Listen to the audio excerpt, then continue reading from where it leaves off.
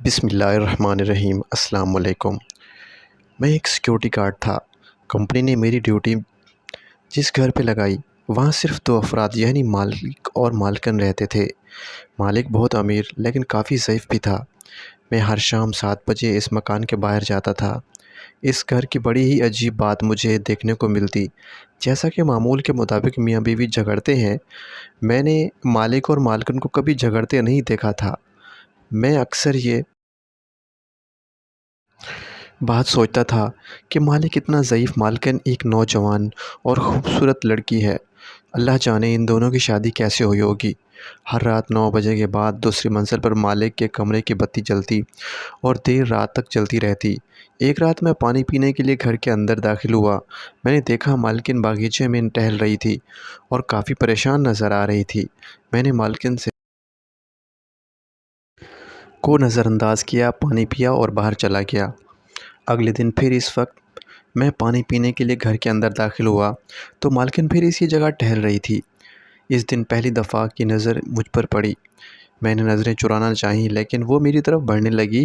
انہوں نے میرے بازو کو مضبوطی سے پکڑا اور کہنے لگی، تم ہر روز گھر کے اندر کیوں آ جاتے ہو؟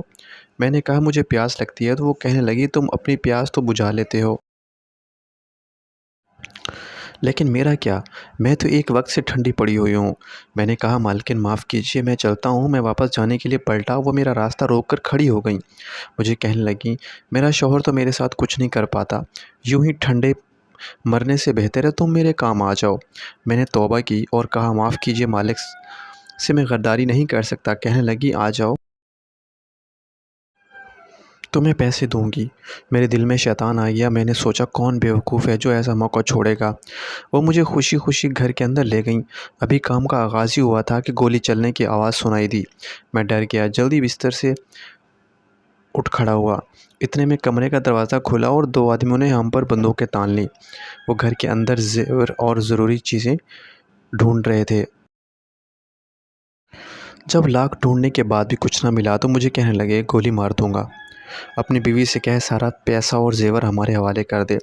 میں ڈر گیا۔ میں نے کہا یہ میری بیوی نہیں ہے، میں تو اس گھر کا گارڈ ہوں۔ تو وہ چور جیسے ہی انہوں نے یہ بات سنی تو ہم پہ گولیوں کی بوچھاڑ کر دی۔ کہنے لگے تم جیسے بدکار مرد اور تم جیسی بدکار عورت کو جینے کا کوئی حق نہیں ہے۔ خون میں لت پت چھوڑ کر وہ رفو چکر ہو گئے۔ اتنے میں مالک کمرے میں آ گیا۔ اس نے بنا کچھ سوچے سمجھے جلدی سے ہم دونوں کو اسپتال پہنچا دیا۔ مالکن زخموں کی تاب نہ لاتے ہوئے دم توڑ گئیں۔ میری بھی دونوں ٹانگیں معذور ہو چکی ہیں۔ اگر اس روز میں شیطان کے بہکاوے میں نہ آتا اور اپنی ڈیوٹی صحیح طریقے سے سر انجام دیتا تو نہ چور گھر میں آتا اور نہ میں اس حالت میں ہوتا۔